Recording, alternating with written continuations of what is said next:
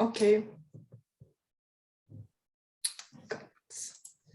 Hello, welcome everyone. Thank you for engaging in this workshop about intangible heritage. We will explore some things. We will have a little chat about what it can be at the university if you already are busy with it, if you already know what it is, etc. Maybe some words about who I am. I am Lieselot Cornelis. I work at ETWIE, that's a Center of Expertise at the field of technical, scientific and industrial heritage. We are based in Ghent in the Museum of Industry, and we work for the whole of Flanders and Brussels, and we started in 2012.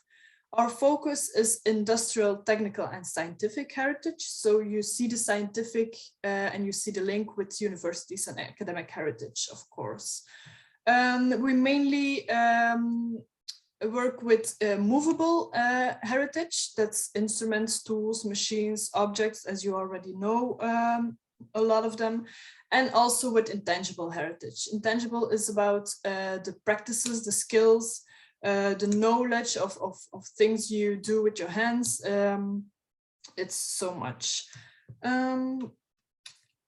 Maybe what is intangible cultural heritage? So the definition of UNESCO says that it refers to the practices, representations, expressions, knowledge and know-how transmitted from generation to generation within communities, created and transformed continuously by them, depending on the environment and their interaction with nature and history.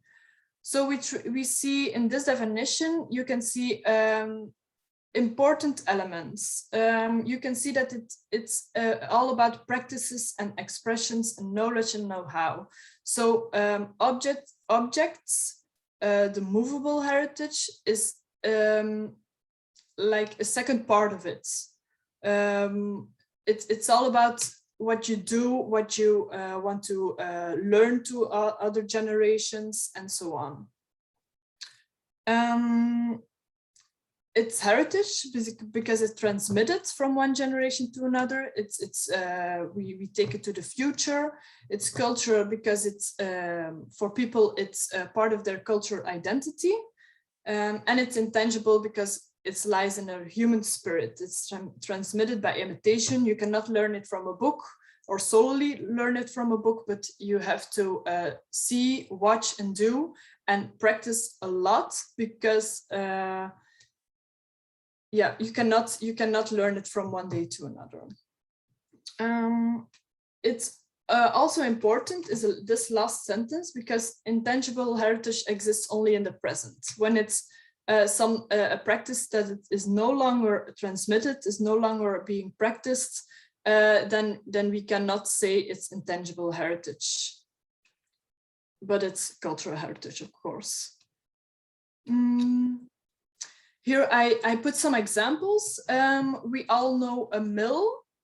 This is immovable heritage, of course, but we have the craft of the miller that is very important to transmit and to, yeah, there's no mill without a miller and there's no miller without a mill, of course. So the miller needs to do his work to let the mill work, and that is intangible heritage. This practice, this tradition is being transmitted from old millers to new, to young ones, to women, to children. There's also an aspect of tourism in it. So this is the craft of the miller is very much intangible heritage. The same we see here in Belgium, for example, beer. It's very popular. It's just a drink, you can say, but there's a whole of culture around beer. The beer culture is also inscribed on the international list of intangible. I will get to that back later. But there are little and great companies who brew beer on different manners. There are very local beers. There are beers who travel the world. It brings a lot of people together. It's a symbol of joy and togetherness, and it connects people. So it's really a beer culture, you can say. So that is also an example of intangible heritage. And the third one is also is a bit it lies with the academic and scientific heritage. You can see a stuffed animal, a stuffed head of a reindeer. And here you see the taxidermist, who is his technique you cannot learn from book.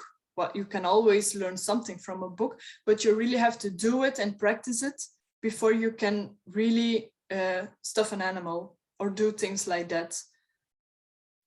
So this is also a craft, and this is also intangible heritage.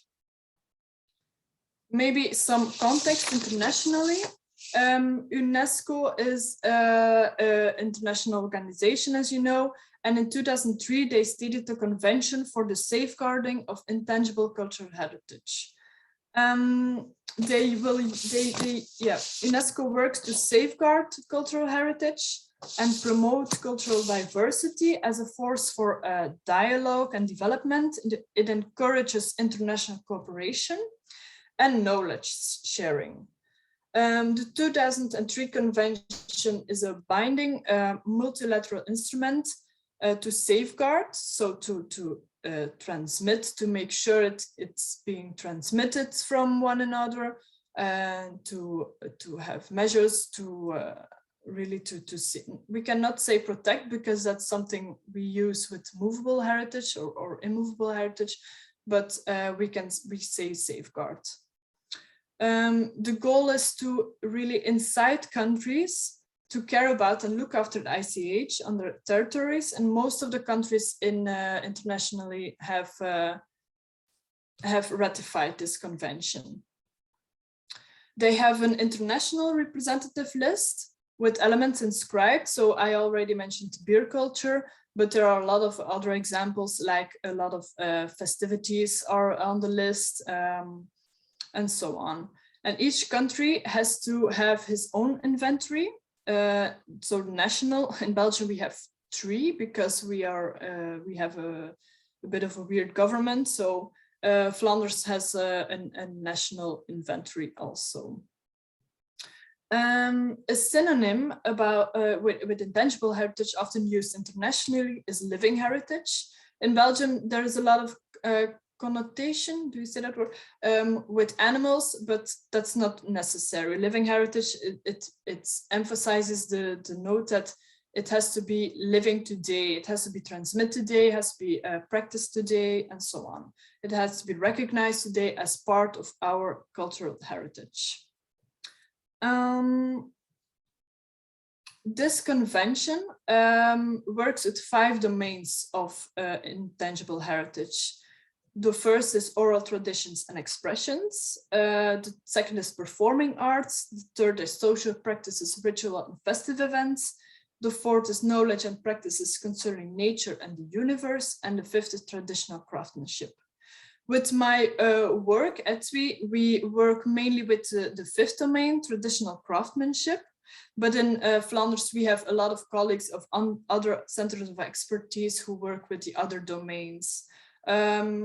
Like social practices, ritual and festive events, as you know, this is the most visible intangible heritage, like all the carnival and all the processions and so on. Now I will, maybe also important is what is not ICH, because it's a difficult definition. It took me a long time before I really understood it.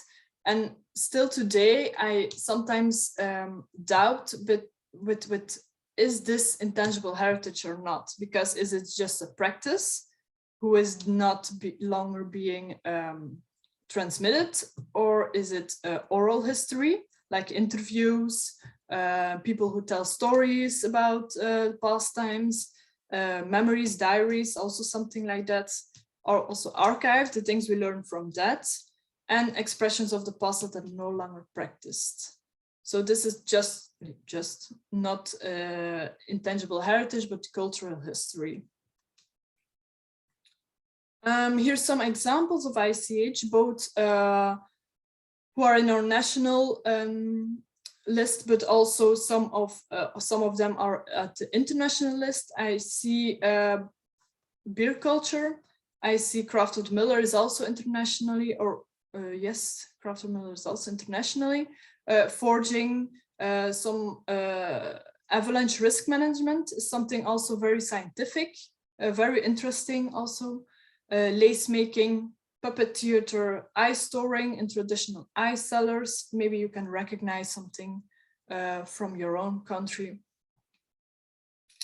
And then I would like to have a little questionnaire. Martin, can you put a link in the chat, or maybe if you have a phone with a camera, you can just fill in with your, you can just scan the code with your camera and then fill in the question. You could, click on the link in the chat now. Yeah, thank you.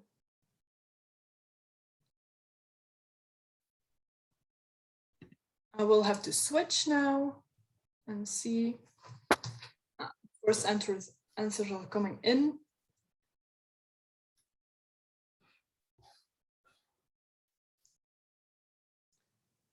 How many of us are here?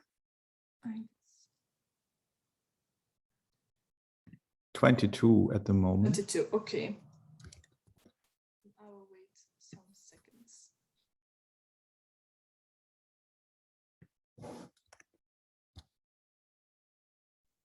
Can you see the results now? Can you see my screen? Yes.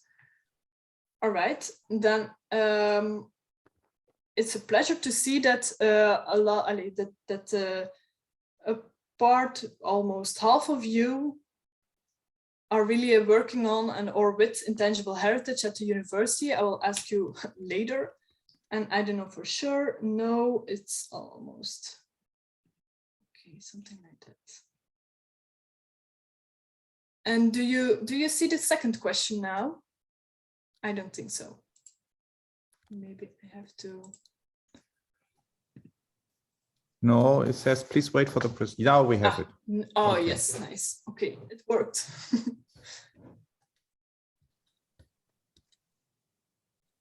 Now you can fill in on what intangible heritage you already work on, or if you can think of examples or think of something within your university that you can think of to work on, if you would really like to learn more about, you can fill it in now.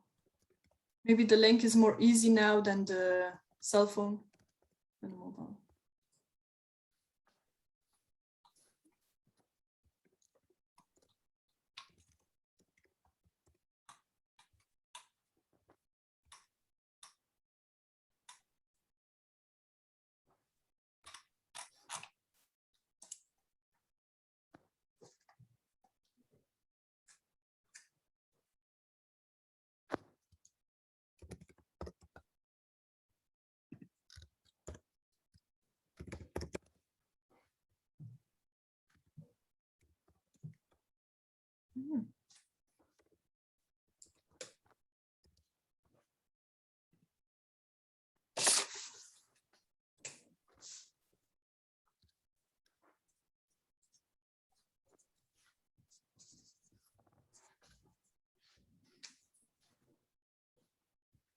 This is great. We can see live what people are putting in. Yes. I have to use It's that amazing. also in I've my next never- workshop. Yes. Yeah, I'd never used this. This is amazing. Yes. Very well thought of, Lieselot, to use Thank this. you. Wow, wow.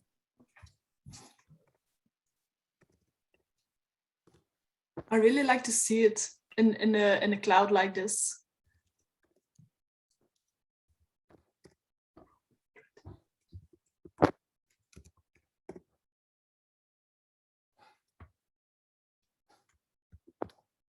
Some good ideas I never thought of.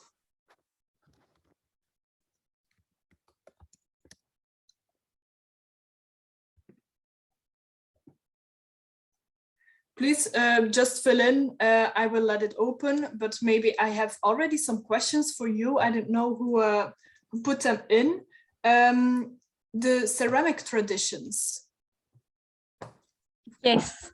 Hi, Nicole. Hey. Can you explain? Yes. In African cultures, ceramics form part of a big part of traditional culture. In the past, this was a tradition practiced by women. Metal making in Iron Age archaeological communities was traditionally men. It was a gendered society, and ceramics was very much a female tradition. But these traditions are changing, and now we increasingly find modern ceramic artists who are male. And the University of Pretoria museums not only have the Mapungubwe archaeological collection, part of which is a lot of ceramics, but we also have the current, the modern contemporary South African ceramic art that we exhibit.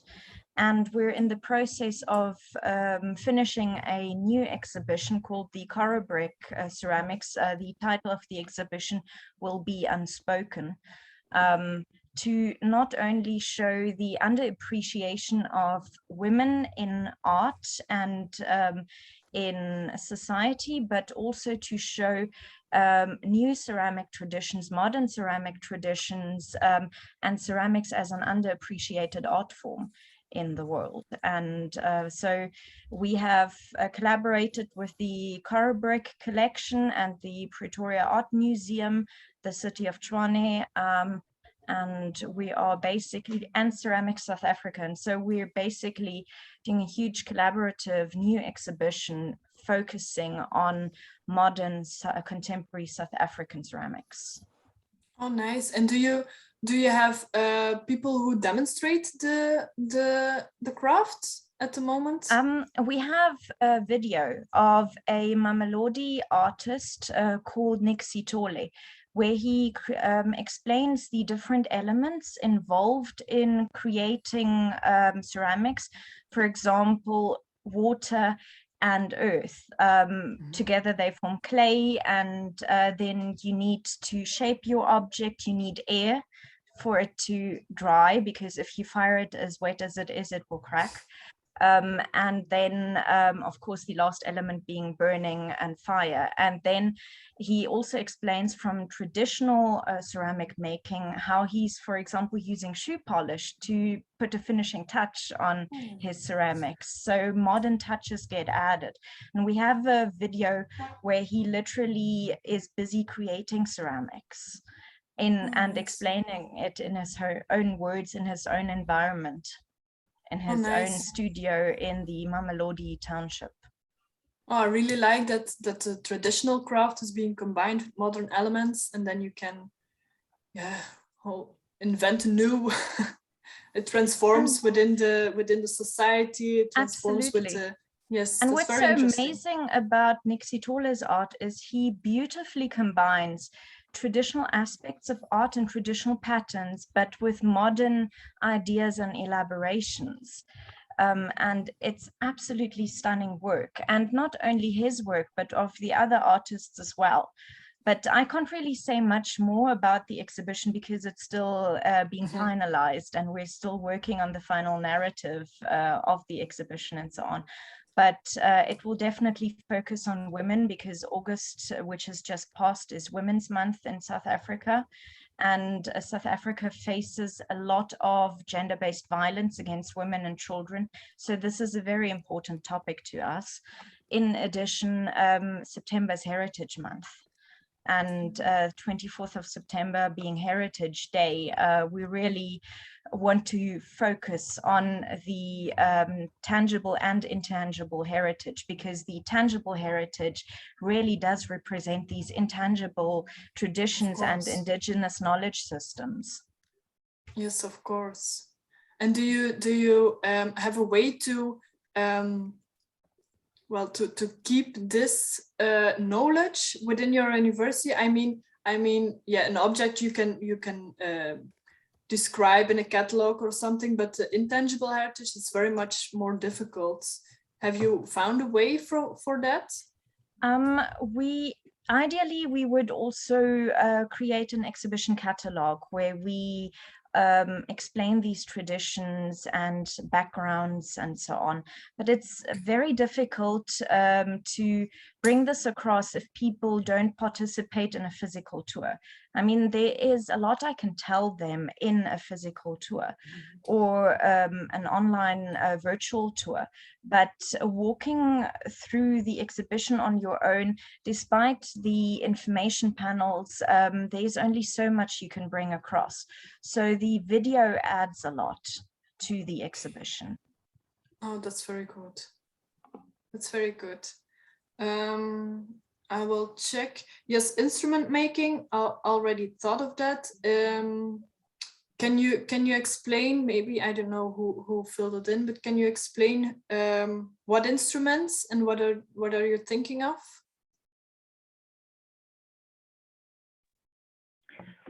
I think maybe that was my keyword. If okay, no one, nice. no one here. No, it's like instruments, physical instruments, or instruments for lab instruments, or instruments for researchers. Yeah.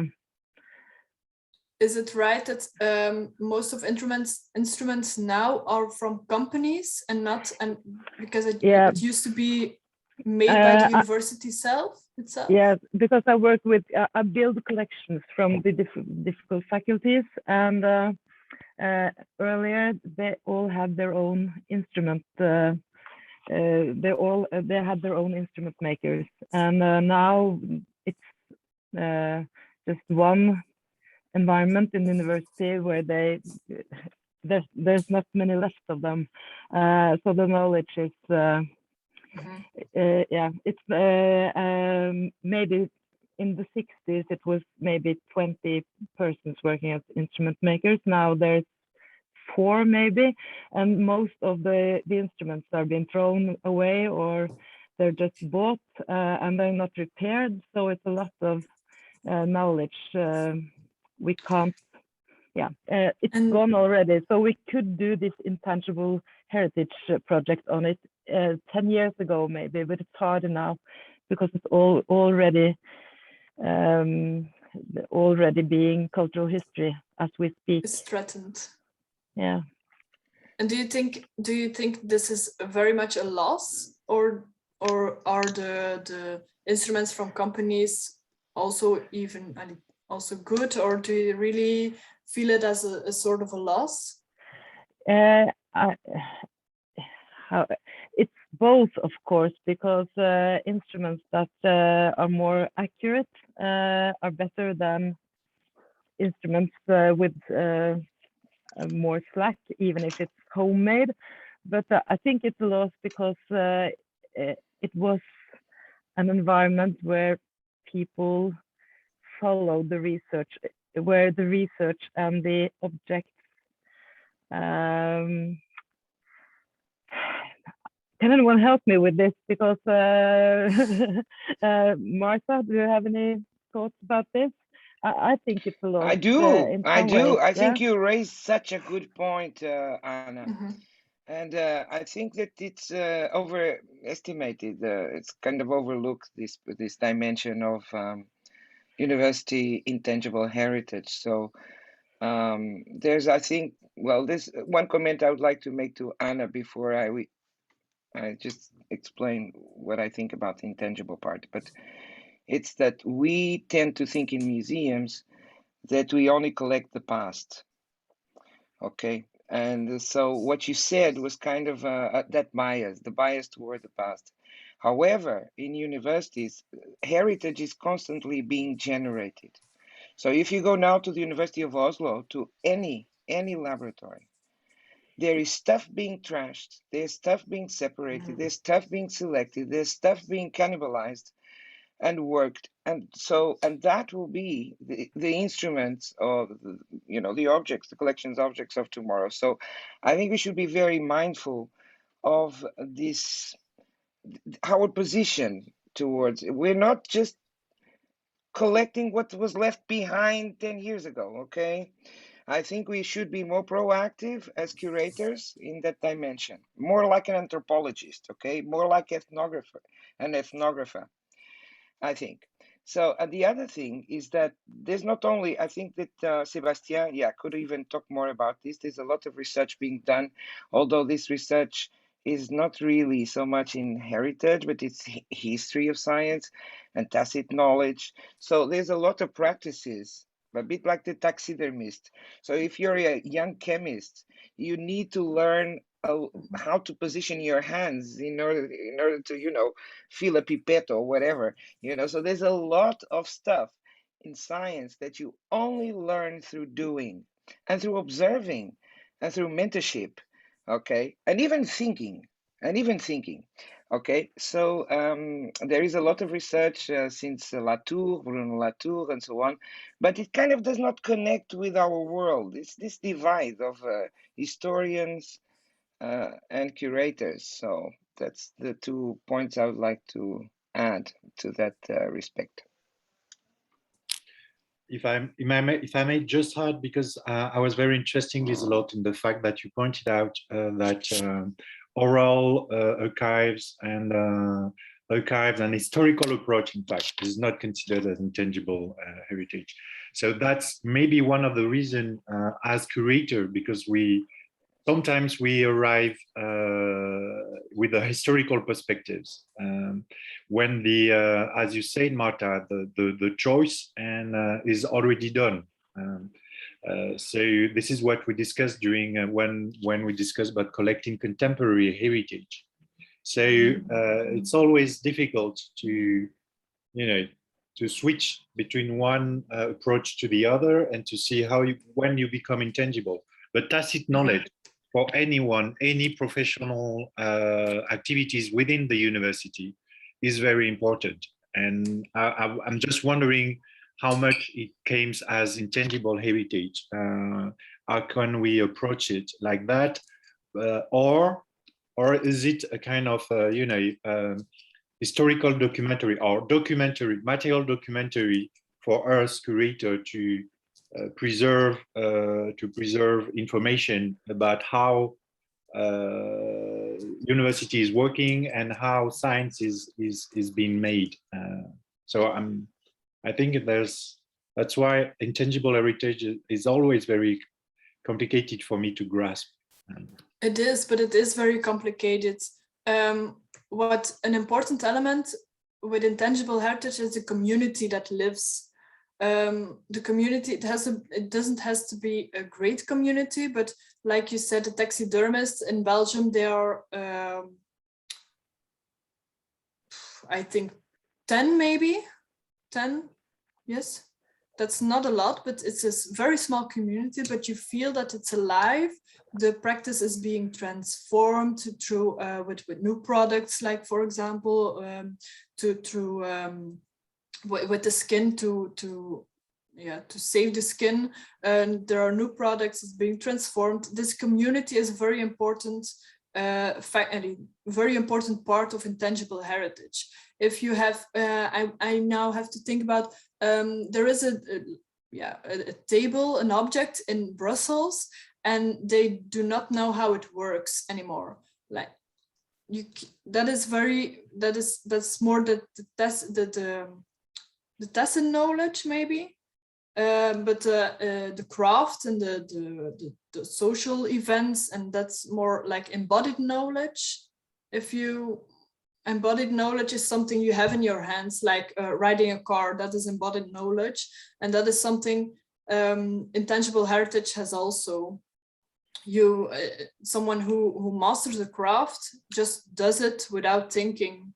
It's very mentally very, very good for your mind also. It's very it's the definition is difficult, and you cannot say this is only intangible heritage, because there's always an object involved, there's always people involved, there's always tacit knowledge involved. It just has that the community is very important, and I think it's also good if we see the whole of it, and if we approach it if we do a holistic approach maybe, and if we combine certain elements also the history, the interviews, the storytelling, but with also getting it alive and keeping it alive, transmitted from one another. Maybe that's something we have to think about also. I can see. Thanks. Yes, some kind of very, very helpful for me. Yes. Yeah, no, that's Okay. really, now Okay. thinking about communities, because Yes. it reminds me, It's really it reminds communities. me It's a just very good realize, approach. for It's a very instance, in good approach. Strasbourg, we have in the library one person who is, or two, I think, who has this knowledge of remaking the cover of the ancient Yes. book. And it's like taxidermy. There are very few in France who are in universities doing that. So I'm now thinking that it might be interesting for us to consider that and intangible heritage or something, how we can approach that. Yes, book restoration is also something like that, because you learn by doing it, and it's very much a craft.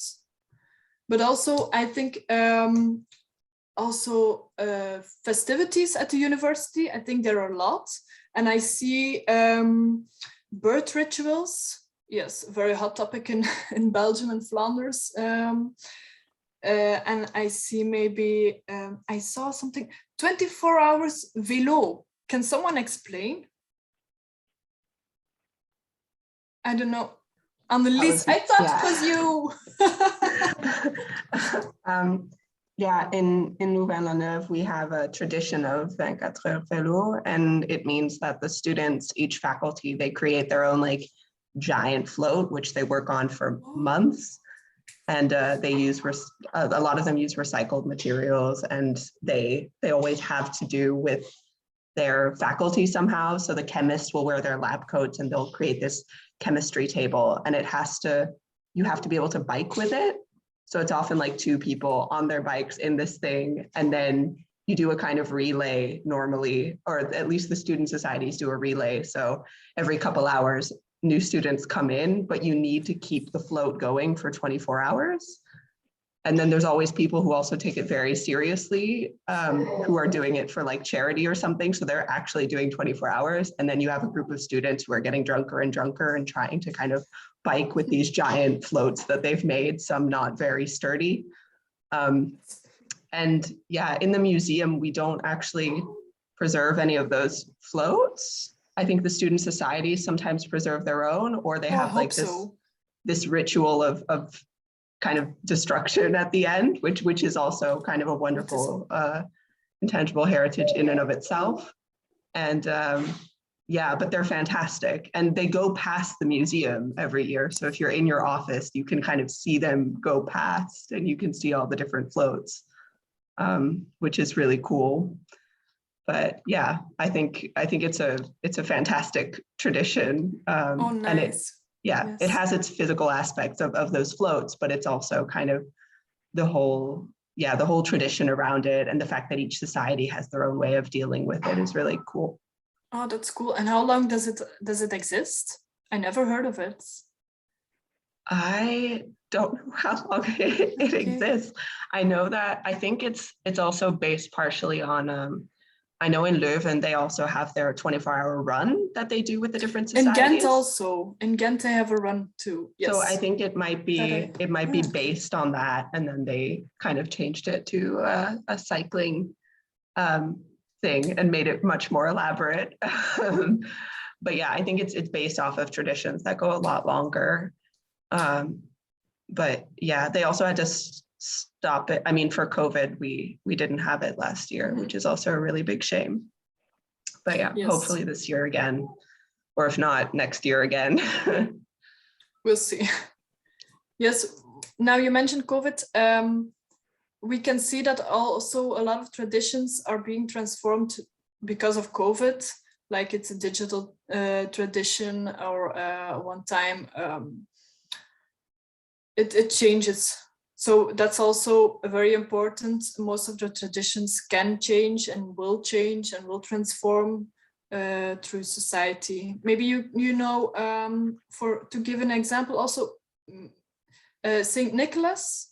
I don't know how well, in Belgium it's very hot, but I don't know in other countries if you know them, they have Saint Nicholas is something like Santa Claus, and he has helpers who are black, but that's very racist. So now it's very much changed in just to have black stripes and so from the chimney. I don't know, is that clear? Annelies, do I explain it right? Because yeah. So it used to be that teachers would literally blackface, and now it's changed to just some black stripes to make clear that's just black from the chimney. So now that's also an example that ICH can transform, and it has to be viable in the society today. I will check this cloud. Initiation ceremonies. I always ask if this is an invented tradition or not. Maybe someone can say something about invented traditions, or I don't know who. I cannot see who put it in.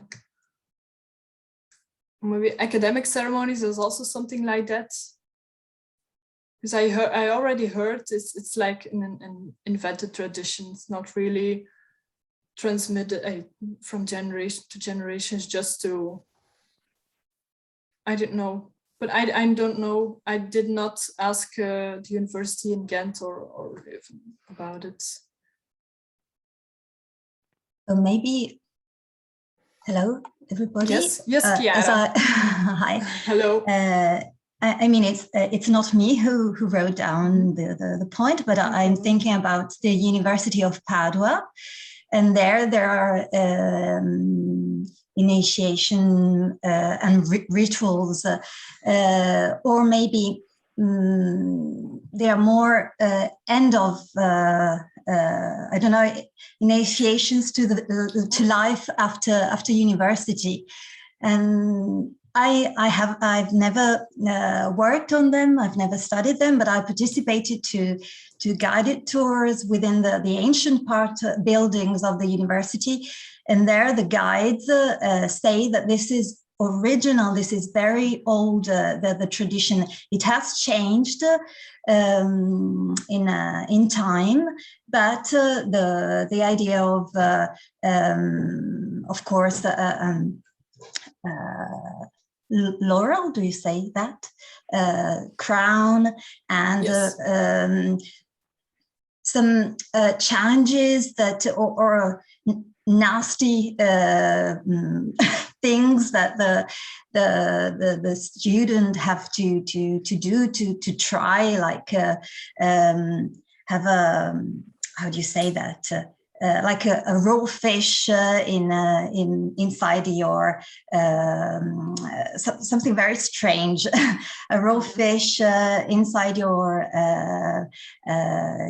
shirt, and you have to do strange things like that. Now they are different. The people, the family and friends of the graduate invent something that has to be funny. It's not always the same, but it's the same kind of challenge.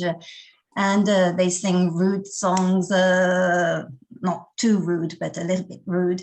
That is constantly done at the end of your degree course after the proclamation, and also your friends prepare what is called a papier with your with funny drawings, and they somehow resume your academic history as a student in a very funny way.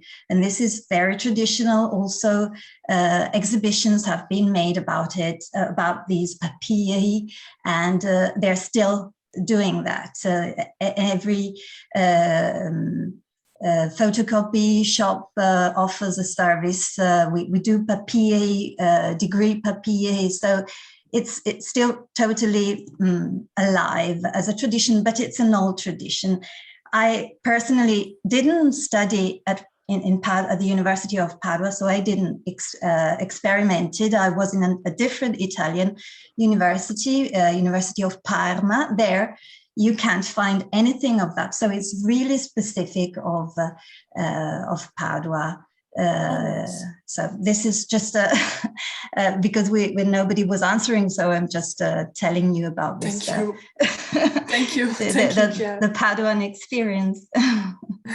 And do you also put the traditions? Well, do you mention them in your catalog or in your backend system, or that they exist, or how does it?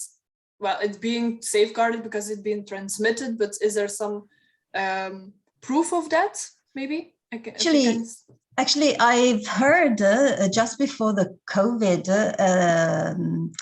pandemic that there was this idea of creating a museum of what, in one word, that is called Goliardia. It's not only that, Goliardia, it's also the way university students used to organize themselves in groups depending from the subject they were studying, and doing things and drink and inventing drinks also, and involving professors. It's a very huge phenomenon that is not typical only of Padua. It's also I'm pretty sure in Bologna there was that in Parma as well. I heard that the idea of creating a museum that will certainly include also these initiation activities will be of course included and presented to the public, and they are of course alive. Also the Goliardic activities, even if not so practiced as in the past, but they are absolutely alive. Oh, thank you. Andu, did you want to say something? I saw a hand, but yeah, I would. Yeah, I can say something about if you originally asked if the traditions were made, didn't you? If it was a made if they were tradition. invented, yes. Yes, and in Oslo, I can just like academic traditions in Oslo, both institutional and for student organizations are very weak. They're weak traditions because we're a university from 1811, and it was a very modern university in 1811. So they didn't want the robes and the rituals. They didn't want anything of that. But the students made the traditions. So the students made kind of traditions mocking the traditions we didn't have. They were mocking traditions from the University of Denmark. So that's an interesting start in academic traditions in a university. And when we, in the 1920s, the leadership were kind of embarrassed when they went abroad that they didn't have any traditions and robes and all the things, and when people came to Oslo, so they started to make robes and make all these things in the 1920s, and they had to go to Germany to find out how people did it. So they weren't on studying trips to learn about academic traditions and processions and robes and all those things. And the robes survived, but all the other staffs and things weren't used. It was used for 10 years maybe, and then it was just, now they're part of our university museum. So it's a history of trying to invent tradition in a society that really aren't very used to that kind of culture. Yeah. But the robes, in the meantime, they are a tradition. They are intangible heritage. Yeah, and there are more and more of them. But the people don't know the symbols of the robe, so it's just chaos. Yeah, they just put on some robes and play. All right. That's also fine, I guess. An important one, I see the practice of teaching. I think that's for me that's difficult, because what do you explain then? What is the practice of teaching? I think I wrote that. I also wrote the practice of research, and I also wrote the practice of collecting. And that was more or less a provocation to think about the whole process, to really turn it a little bit around, almost like Marta said, you know, with I'm not very fond of Bruno Latour and his idea, or that the objects themselves are actors. I think that's a little bit complicated, or not very helpful for a practical ethnographic work. But to turn the whole thing around and think about what we do in academic heritage or in university collections and museums is somehow, well, my first thought was, why do we collect all those objects? You know, really distance ourselves from the objects and look at them, and they are and I thought maybe they are just fossils. They are fossilized remnants of historic practices.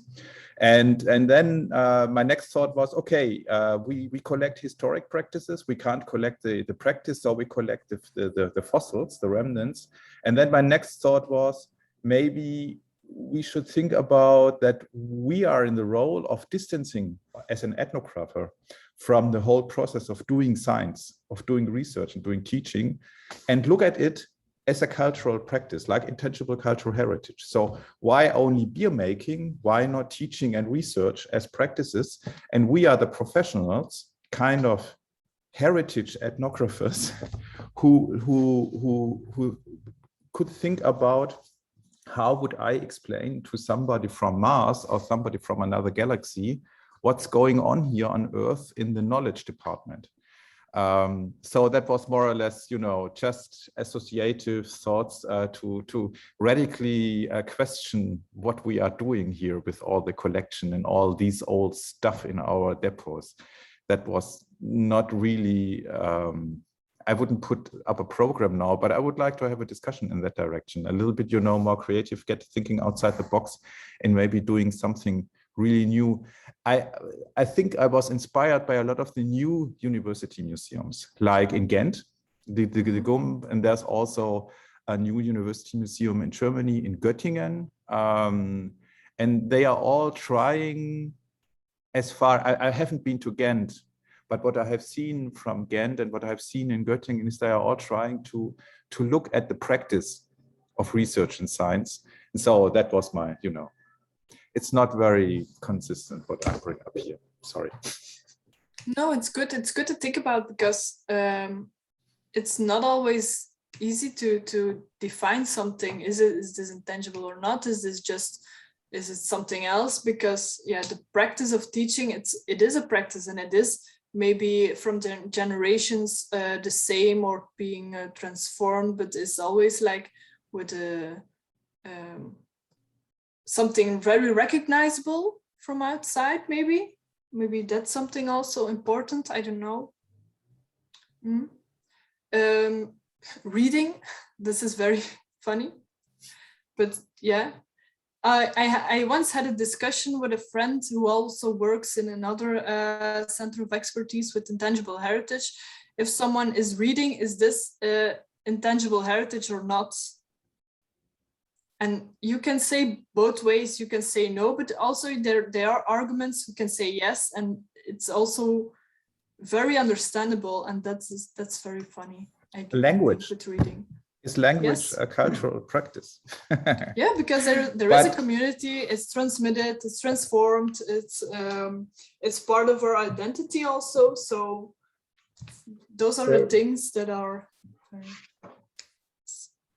Word reading comes from me, and I have in mind a little wider sense of the word reading. Because you also read drawings or measurements, or you interpret in what comes from your experiment, and all this is in some kinds also reading, and you have to learn it. You can't interpret technical drawing without learning how to read this. Okay, so yes, I think I understand. I was planning to ask Dominic something, but I will get back to it later. I see also metadata objects. Can someone explain? I don't know what it means. Dominic, did you put metadata objects? Yes, I was right. thinking, because you have objects and you have all the information around it.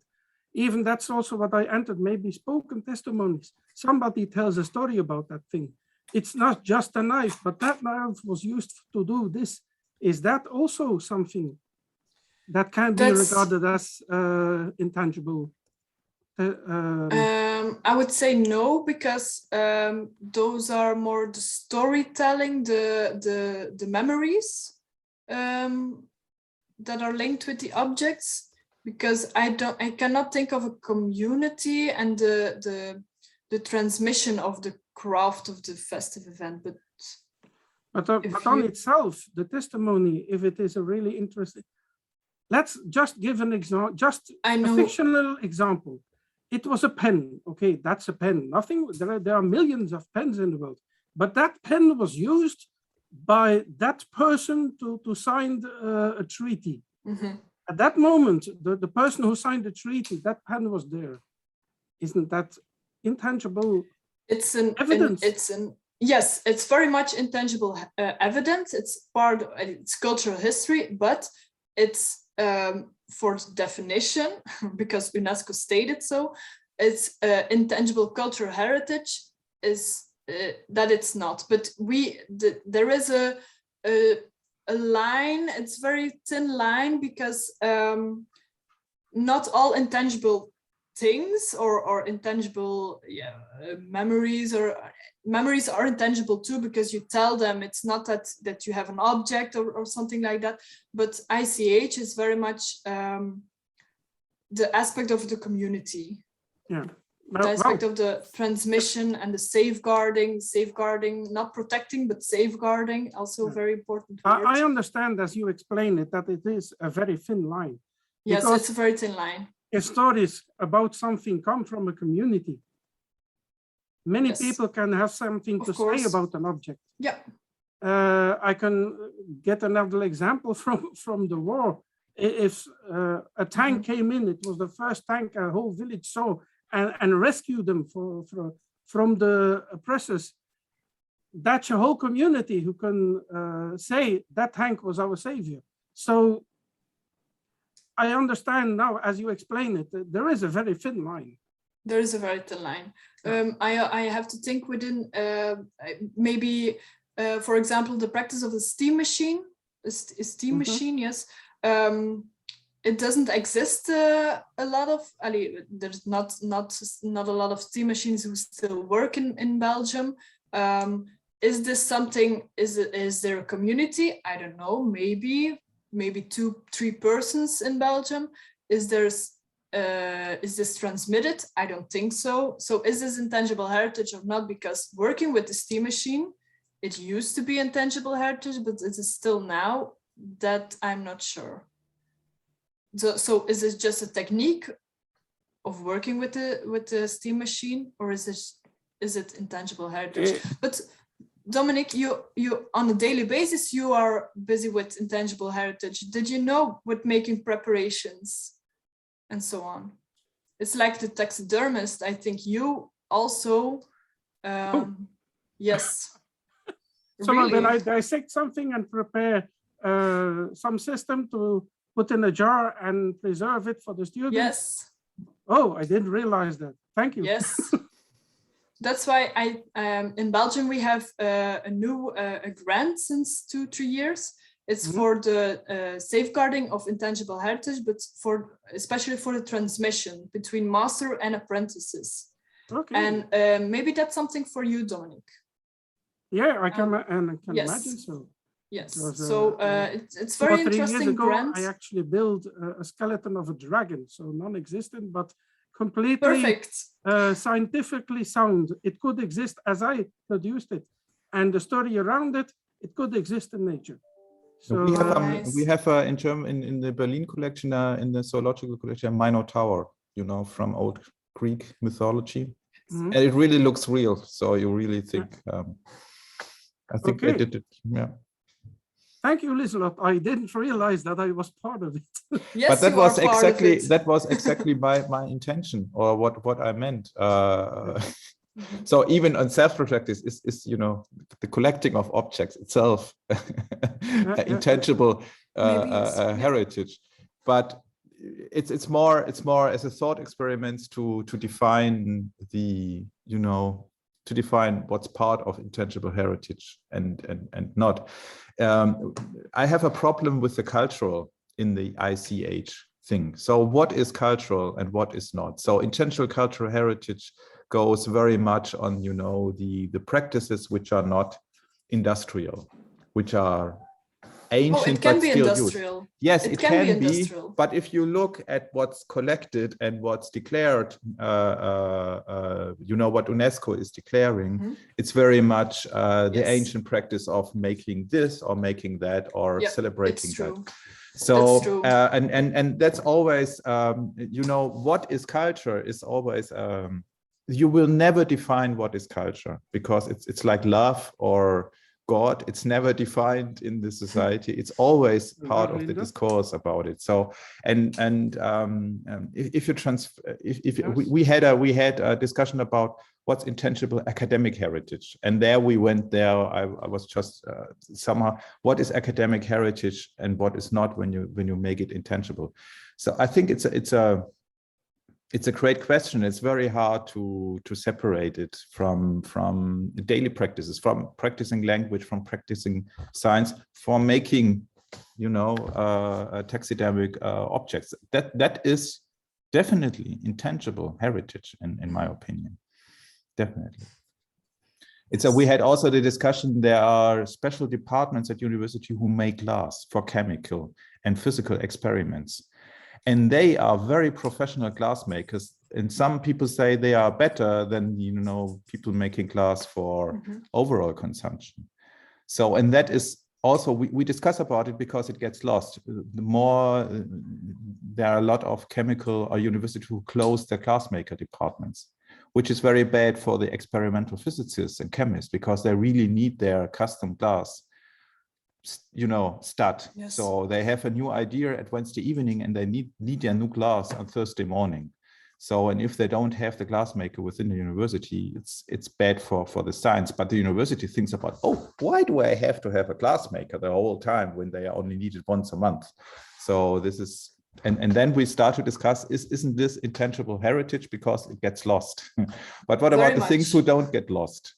What about the things we practice? We should keep an eye on them also, without the getting old. Yes, because if all glassmakers like this disappear, it's no longer intangible heritage, and that would be very bad. And we have those nice glasses in our collections and show the people, oh, look, 50 years ago, we could make this kind of glass at a university, and everybody is, you know, and then suddenly it's a very valuable object because we can't reproduce it anymore. Yes, that's true. Dominic, I see your hand. Because yes, sorry about that. It's good somebody muted me because I had another urgent phone call. I would like to add, Martin, to what you have just said. It's something that I have been struggling with all my career, and that is that that's the policy. We can't help it. But if a technician, for instance, is thinking of retiring, it takes the person to retire before they open the job to the new person. At that time already, you lose experience and knowledge. That's already somebody, for instance, a glassmaker who made some things for the researchers, for the professor, in a certain way as they needed. In biology, to take samples, to make slides, a lot of the materials that we need are made by someone, because we need specific stuff. And they are made, but because of that, we have the system that one person has to retire before the job is open for a new one. You lose, they should come in before the person retired, so that that person can get through his knowledge and what he was doing. But it's not done like that. We have the system. And in that case, a lot of that intangible information gets lost. That's true. That's true. We see it with a lot of also outside universities, with people who does some craft as a job, who don't find any apprentices or people who want to take over the business. On a daily basis, we get mails. Can you help us? Can you help us to find someone? Can you help us to safeguard? Can you help us to even with objects? Also with objects, there are questions from where do I have to go? But you know that there's a lot of knowledge that gets lost. Too bad. I'm also thinking of something at the KU Leuven, I think. We had a student who did some research about intangible heritage at the KU Leuven here in Belgium. And he found also, one of the 6 elements he saw as ICH is archaeology, the practice of the archaeologist. I think it's something also like the practice of teaching or the practice of research of Martin. Is this something you would say it's ICH or not? Or is this something, is it just a practice? Is it, how can we, is this on the thin line? I don't know. I would put that on the thin line. I feel like every time I go to a different university in a different archaeological department, it's not like there's a cohesive tradition that's passed on. Does it have to be? Yeah, that's a good point. I don't know.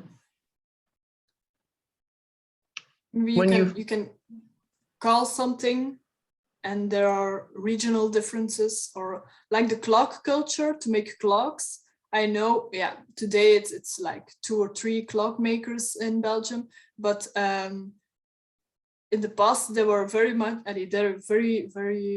a lot of regional differences. So maybe that's something also that is okay. Yeah, I think before the session I would have said hard no, and now I'm not sure anymore. So I know. The more I learn about intangible heritage, the more I get confused sometimes. It's really like that. But it's I think it's a very interesting subject to learn more, and it's very wide. It's very alive also. So. Yes. Is there someone who would like to say something about the intangible heritage you wrote down? I'm just reading them. University spirit. I think this is an interesting one. Student baptism, also a hot topic in Belgium. Maybe the class ring, what is that? I see here class ring.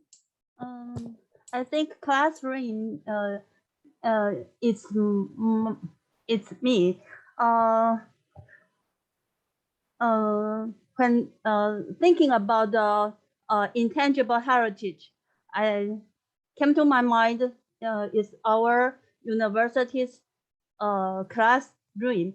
It strikes mark at the beginning and the end of each class. Only 21 times because it's a full bell. It's located in the center of our university campus. It's to commemorate a great late president of our university. one famous sentence he once said, there are only 21 hours a day. The remaining 3 hours are meant for reflection. He hope we to capture 3 hours a day to thinking what we did today and thinking about the future. And it builds the tradition have kept for over 70 years. My colleague Hui Hua Yang, he studied in England. Maybe she can explain it clearly for us. Thank you. Thank you. So this is a ritual. Oh, I understand. Yes, that's a ritual. Okay. And all right. The university spirit is my keyword. So as my colleague said,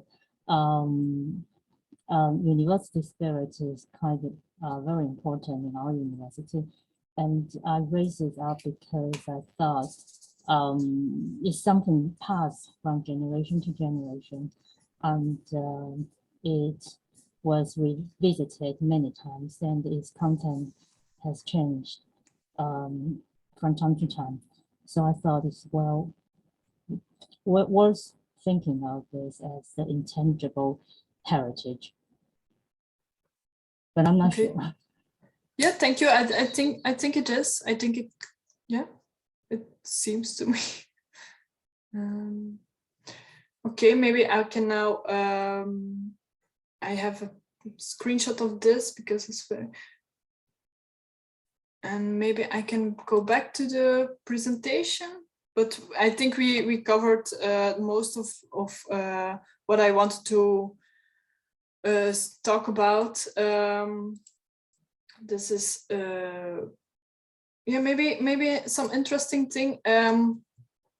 How do you think we can safeguard it? Because we talked about, for example, the glass makers. How do you think we can make sure it's kept alive?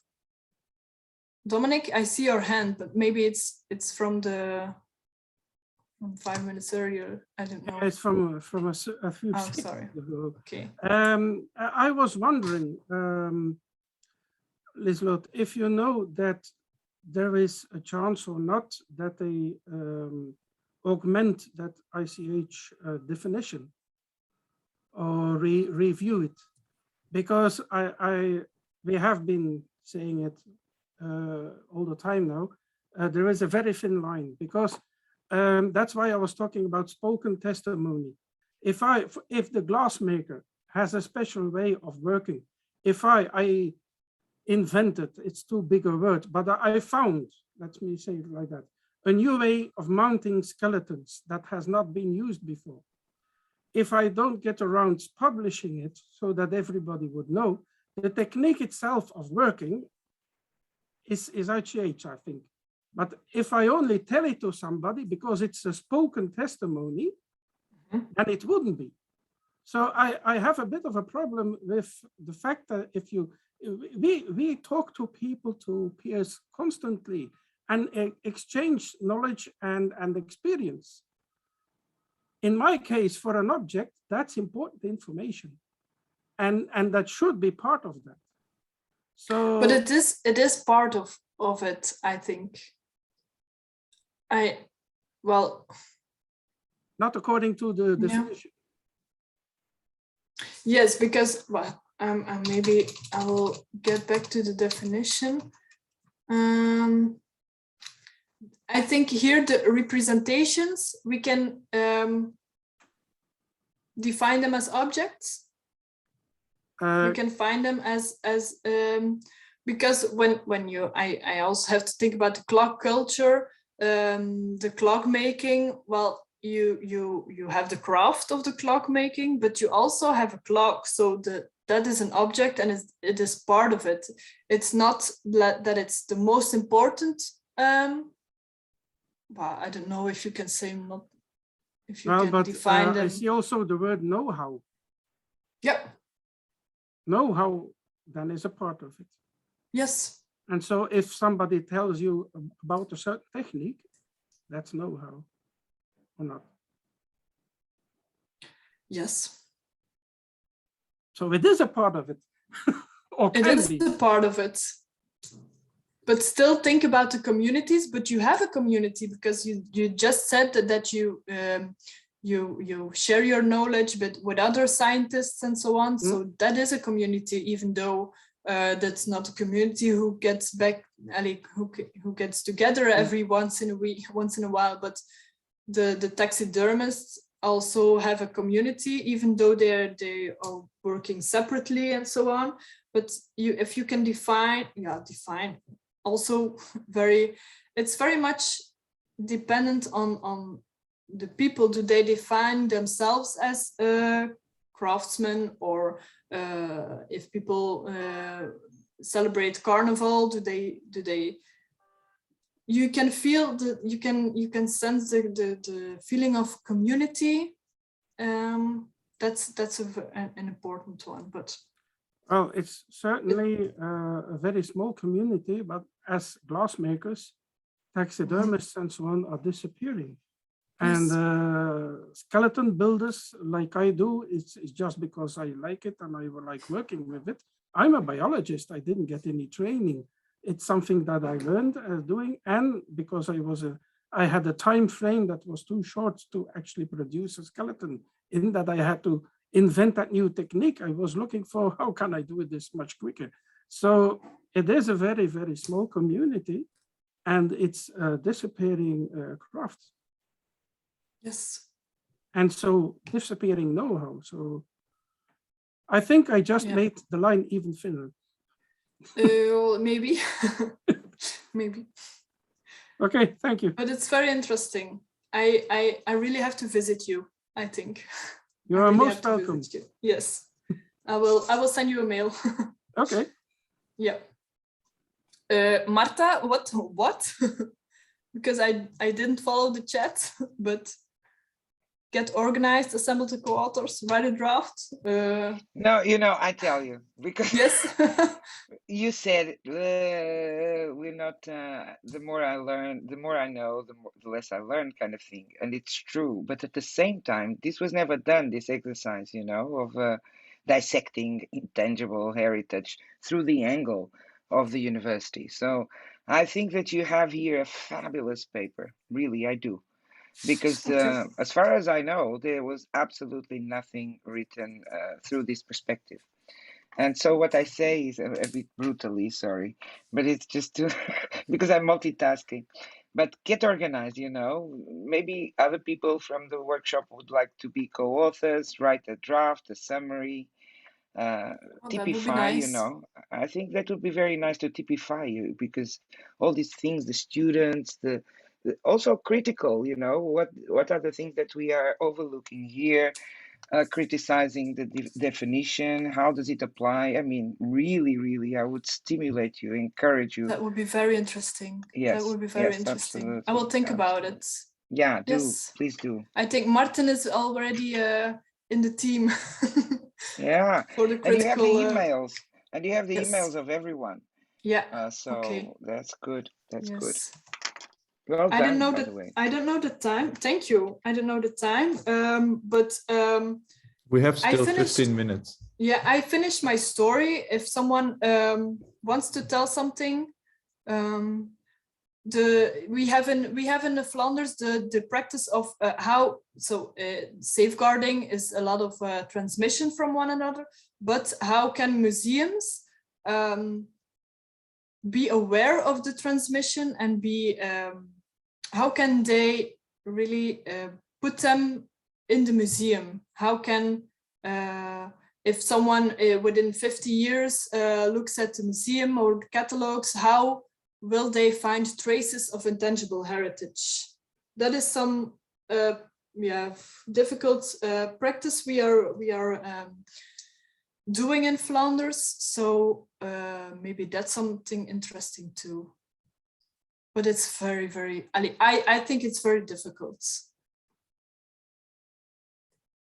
That's something maybe maybe we just have to first begin with what is ICH at the university, and then we can think about how to make sure some traces are left within. I think everybody would be helped if we actually, I'm just thinking, made a list of what is ICH and what it is not, so that people can really make the difference. And also, if you have something that is very, very interesting, but it's not ICH, what can you call it? People will be helped with that too. In UNESCO, you can, if you visit the site, but it's very, very high level, I think, you can also search for memory of the world. That is you have movable and immovable heritage, you have intangible heritage, and the third thing is, well, in my head, it's something like the third thing is memory of the world. And those are the stories, the memories, the interviews and so on. That can be part of it. Can I add something? Because I'm just already thinking about the paper. It would be wonderful if you could compile, and that takes not a long time, okay? But because you do a search in the UNESCO site, how many universities are represented and with what funds, archival funds, and include archives, okay? Because if you're going to do the job, just do it for every type of heritage, okay? And so you could compile. I mean, there are some things that are intangible, like that meridian that comes from what's the name of the Schisler? No, it's not Schisler, but there is a meridian that passes through the 11 countries and was used to define the metro. So that passes through several universities, including the observatory at the University of Tartu. And that's World Heritage. Okay, so you could kind of see what's intangible, do a state of the art. You see what I mean? I mean, it's great. And then it would complete your article with this discussion here. It would be great. Okay, well, maybe we can search the list. I already did the practice full text search. If we search for scientific, what do we get? No, search for a university, because that appears. Scientific, there's lots of stuff, you know. There are stuff that are outside universities. If you search by university, I'm just searching about the ICH. Yeah. Anyway, it's not World Heritage, but it's not for now, okay? But I think it's going to be very, very nice, and I would love to see the results. I think nobody yes, did okay, it. I understand. Acupuncture. Yeah, okay. Indonesian batik. Yeah, of course, because in Chinese universities, you know, you go to Asian and you have all sorts of traditions that we're not contemplating here. We did a little bit, but it was a bit Eurocentric in a way, this workshop, because we had mostly contributions apart from our colleagues from South Africa, which was very good. But there was also somebody else from Asia who mentioned the ring. They didn't have the name in the name was not. Yeah, but I mean, there is in the past 10 years, the entries in UNESCO of Asian sites of heritage, museums, the traditions and so on. It's incredible, much more than Europe. Okay, and that's political too. And so if you are broad to the world thing, and you should absolutely broaden up, and Latin America, you will find a lot of stuff. It's very good. It's the landscape of how universities are positioned in this. It's amazing. I mean, really, you must do this, Lieselot. But it's okay. Yeah, absolutely. Yeah, I maybe will get back to you to really we can define chat about it. Absolutely. Okay, perfect. Absolutely. Perfect. We will do that. Yeah. Looking forward to it. I already want to write. Yes. Okay. Me too. Martin. I'm excited. Me too. Absolutely. All right. Nice. Martin, can you take a screenshot Can everybody turn their camera on? Yes, you should stop can, your presentation. All right, yes, of course. Stop share. Exactly now it's good. No? Yeah, everybody switch on your camera. And what do they have to do? I forgot. Oh, I don't know. Wink, say hello. No, what is the right? that? I saw it yesterday. Yeah, what is that? What is that? This is the symbol of the University of Miami. Ah, okay. We adopted, we copied totally in 2018.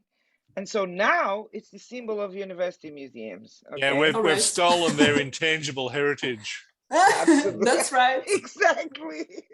It's a new invented tradition. Yep. Okay, so everybody, I can't because I have to. Cannot be a W, huh? Cannot be a W. It has to be a U. Okay. So I have. I'm not sure it worked. We'll see. I have to check. I'll do it. Okay.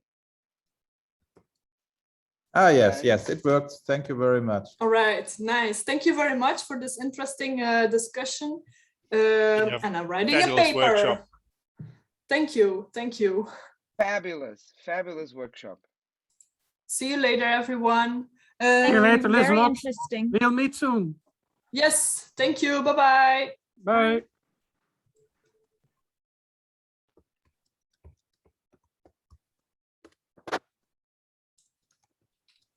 Marta, are you still here?